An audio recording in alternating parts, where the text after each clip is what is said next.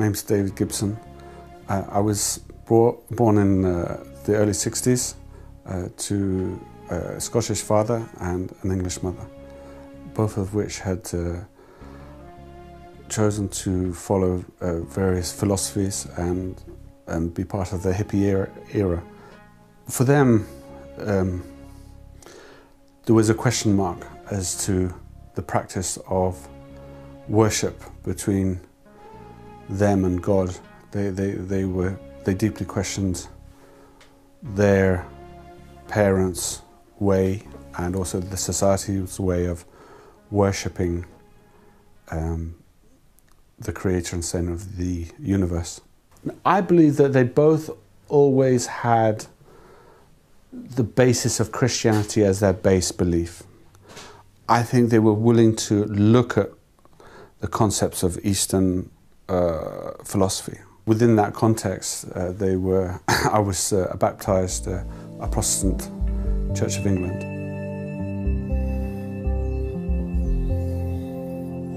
I was greatly influenced by the whole environment.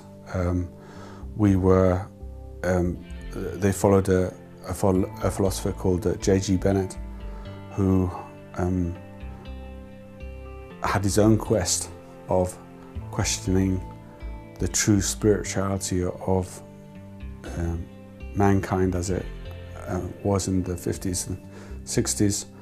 As a consequence, when he set up a college, I think it was called the College of Continuous Education and Comparative Studies in Sherborne, Gloucestershire in the early 70s, we had a lot of people come to visit us from the Red Indians, the Buddhists, both the Mahayana, the Hinayana and Vajrayana traditions, as well as Hindus, mystics, yogis.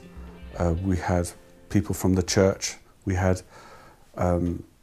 the Egyptian Gnostic church representatives come to see us, also come to take part in the courses.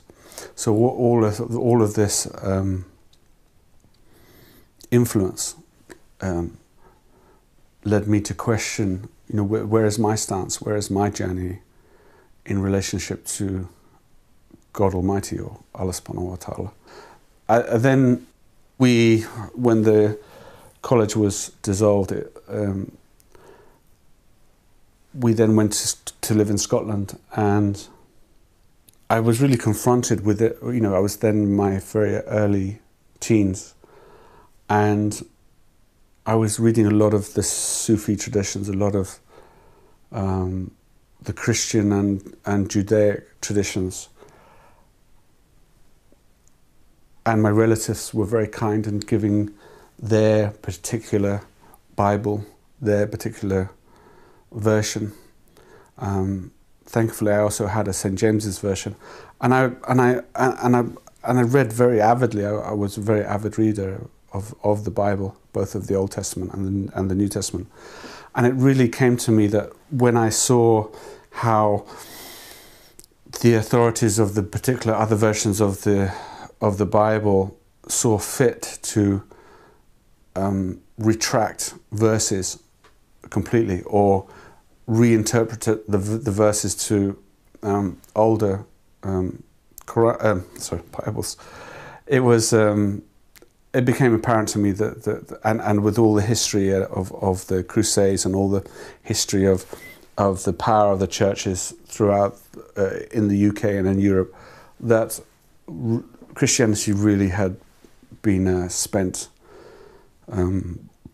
revelation used and abused for people's own ends. So in that particular, I said, okay, I called it a day. I said, I'm not a Christian anymore. That's it. I'm calling it. I stopped so I didn't go to the church anymore.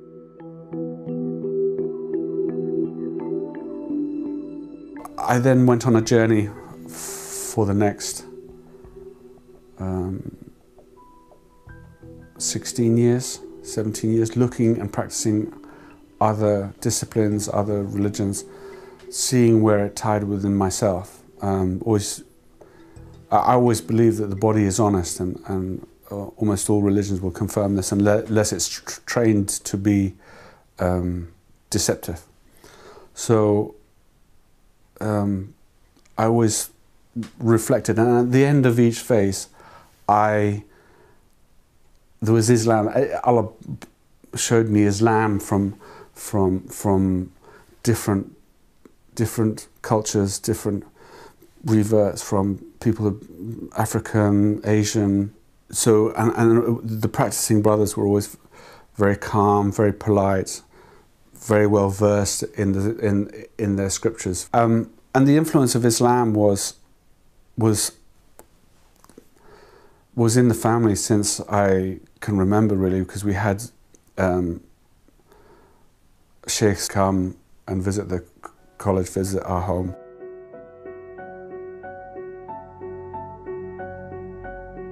From 1997, I was heavily involved in adult education, and that was, and I was exposed to the Muslim community in the East London area, and involved in a lot of their issues. And I would volunteer, being an educational mentor, either taking them through the process of application for refugee or social work or schools, any kind of issues really that they had. I would just help them out on a voluntary basis. And that was my first exposure to the Somali community. I then got involved with a few of them on a more personal basis while I was here, and consequently I went out to Somalia as a request. So it was Christmas 1989. Went actually, I would think it was actually the 5th of January or something. It was just after New Year, so just the very early of 1990, and was out there when the South African leader Nelson Mandela, he was released, and that was quite amazing to be in Africa at that time. And they were just so honest within themselves, so honest to their nature. The generosity of heart and how they were so caring to each other. That's what really, and so sincere in their belief. It was just, there was no doubt. It wasn't academic, it wasn't intellectual, it was in every sinews of their being, the belief of God and how He would help and how He tests people. That was my first real exposure to an Islamic nation. Of course, that was completely new to me at the time, but it really affected the next 2 years of my life, in that I couldn't keep being on the edge. I couldn't just keep being the nice guy, wanting to be a decent human being, not hurt anybody, not wanting to be hurt. It doesn't work. You have to take the leap and be and make your commitment. It was just time to take the Shahada and inshallah get the blessings from Allah, inshallah. So, best move I ever made.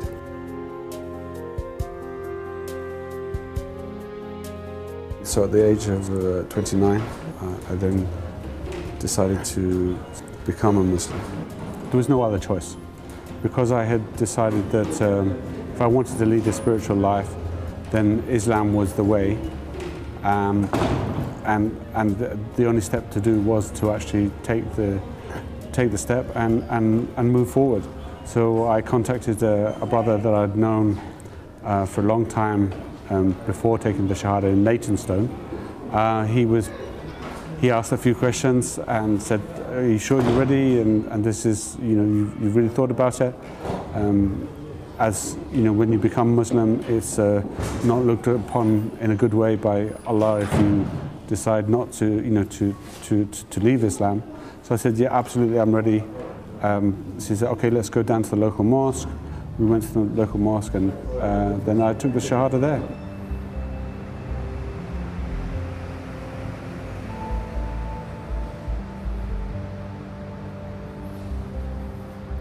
Robert is my good friend of 16 years. We met in 1997. He was one of my first tenants in my flat, and it was a very urgent request for accommodation, and we basically it just happened from there. And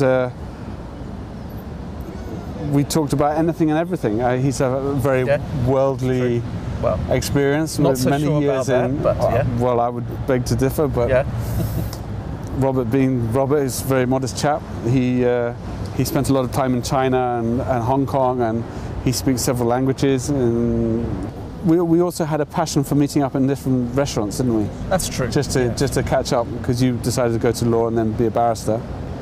When did you first learn that I was a Muslim? I can't remember now. I think you told me pretty soon after I'd moved in. I think you explained that you weren't too keen on alcohol in the flat and pork being kept in the fridge. And of course I told you I was a vegetarian, so it didn't matter. What was your perception of me at that time as I'd become a new revert? I didn't have any particular perception. You know, I always take people as I find them, and because you are just a genuinely decent person, I didn't think that you being a Muslim either detracted or improved on that perception. It's just what you were or what you decided to be, and I respected you for it. Thank you very much. I suppose, insofar as anything positive, I had the assurance that you wouldn't, come home drunk in the early hours and behave in an obnoxious way.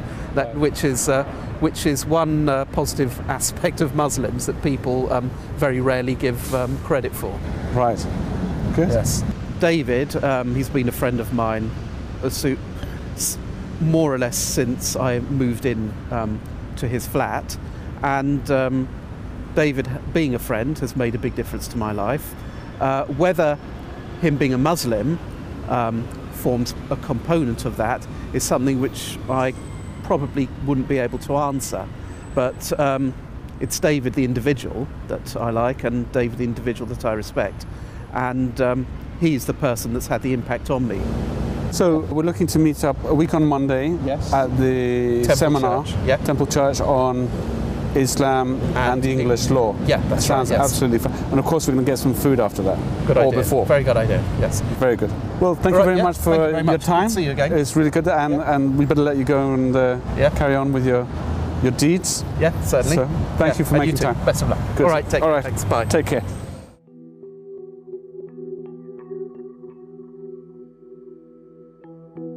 I was always the peacemaker. Even between my friends, I was the peacemaker. With my mum, she always used to say, why do you always feel that you need to make peace between us? Because to them, argument and fighting was a part of family life, and that wasn't for me. It wasn't. I mean, people that chose to fight me, then I would defend myself. But I was always the one, let's have peace. There's no benefit in hurting each other. So the conversations you have with people, they don't see where you're coming from, they don't understand your position. The things you say, your viewpoints, you just don't fit in. I used to do dhikr by myself when I needed consoling.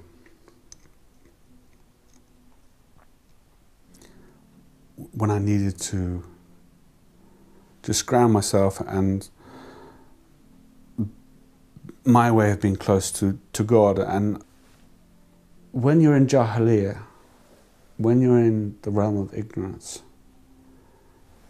when you don't fit into your family,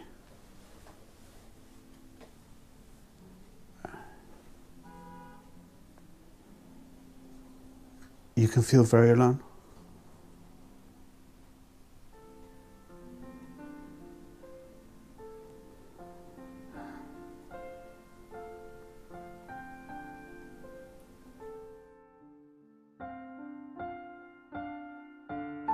This is my friend Mas Patel. I've known him from very early years of me becoming a Muslim. I met him first in '95, I think it was '95. And he showed me what, I have to say that Mas has been not only my friend, but my guide in many ways, to etiquette, to cultural manners, to Islamic manners. to just being there as a person to show what a friend is, because before that I'd never really had friends, and he's put up with a lot. He's put up with a lot, but he's been there.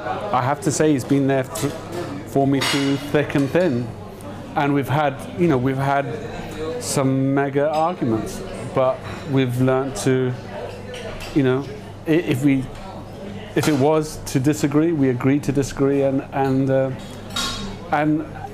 it's, I think it was the depth of honesty in that he when it came to a boundary, or if he felt that it would affect the friendship, he said, I'm not going to go down that. However good it is for you, I'm not going to go down that, because there's a potential it could harm the friendship. When my bad times were really bad, he was there, and that's what I value as a really good friend.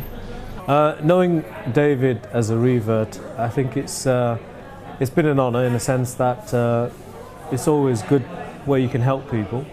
When I think growing up, it was always a fascination when you came across English people who had become Muslim, and I'd met a few whilst I was growing up.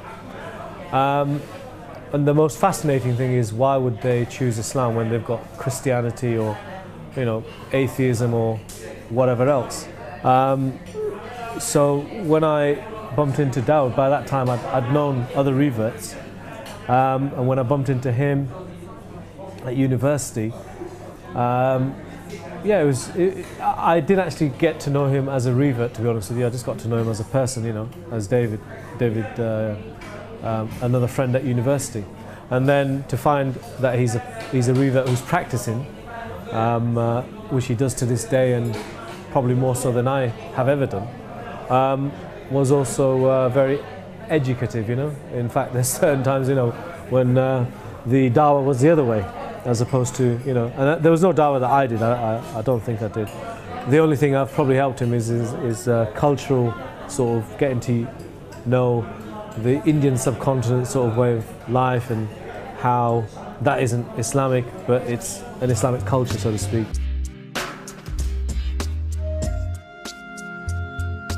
Following my conversion of Islam, I had the task of learning all the requirements, which at that time seemed a little bit daunting. But it's like anything, the more you practice, the better you get, the shorter time it takes. Practicing the salat 5 times a day, because I took the shahada in the spring.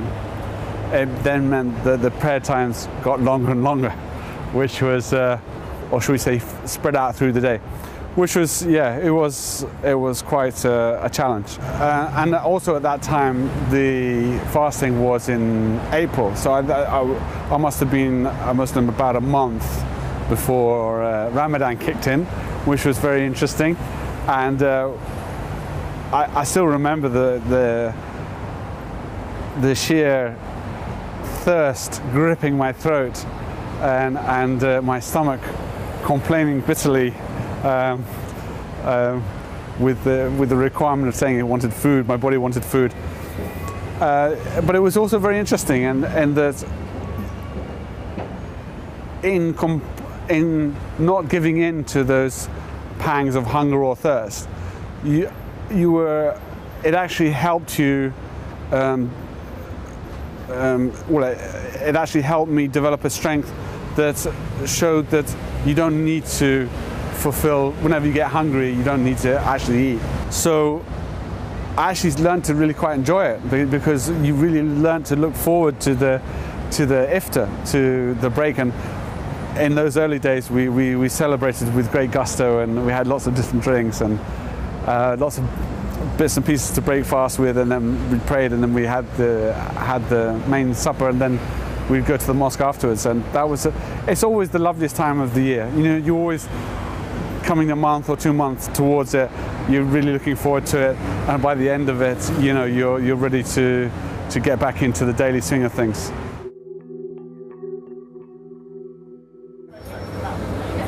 This is Omar. He's a very good friend of mine. We met each other about 3 years ago. He's my wife's cousin's husband. so he's an extended member of the family. We've recently started a project called Salam Volunteers, because we noticed that there was all the major pure volunteer organisations had a different ethos, a different background, and didn't really cater for the Muslims as a whole. So to that extent, we set up the Salam Volunteers to facilitate that function,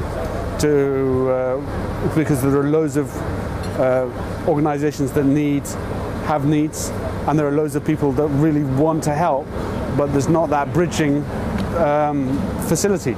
So we're here to bridge that gap and to facilitate helping the Ummah and helping organisations, helping humanity. The Muslim community will become more cohesive, and they will be able to interact between them. They will be able to contribute to the wider society and to bring a positive contribution and positive view of the Muslim community.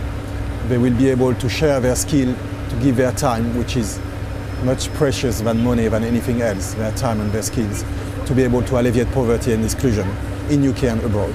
And the response was, phenomenal. It was, everybody was just saying, yes, we need to do it. It shows us that there is a need. There is an aspiration of Muslims to take part in the improvement of the society, to volunteer and to give their time. But they don't find the environment they feel comfortable in to do it. And by proposing and by setting up Salam Volunteer, we try to address this need, and we think there is a potential for being for giving something. One very obvious observation that's become very apparent is that I would say 80 to 85 of the volunteers are from our sisters in Islam, and the brothers are wantonly, shamefully absent. So, we're going to really endeavour to try and shame them into helping us, because we need them. We need the brothers. But then, the sisters are ready to rock and roll, ready to get going and help us in a big way. So yeah. First thing we need you to go on to Salam Volunteers. It's salamvol.org. Register your interest. This will help us immensely in getting funding to help bridge the gap between those that need and those that want to help with the need.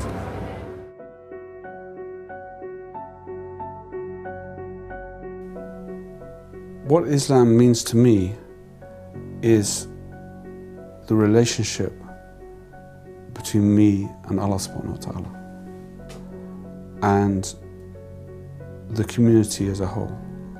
First of all, it's the relationship with Allah subhanahu wa ta'ala and me, and then my responsibility is as a Muslim man to my family, to my neighbours and to my community as a whole. From the moment I took the Shahada, my life is unraveled. I say, because in a sense that the habits or the lifestyles that I had just melted away, and it's enabled me to have peace in my life, to have harmony in my mind, in my emotions, and in my spirit, in my life. And it's enabled me to communicate with everybody in a calm manner.